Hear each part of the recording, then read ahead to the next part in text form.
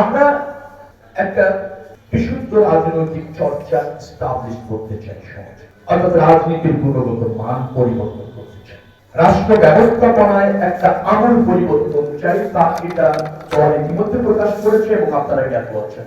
আমার পাশে যিনি বসে আছেন তিনিও বলেছেন একত্রিত হওয়া।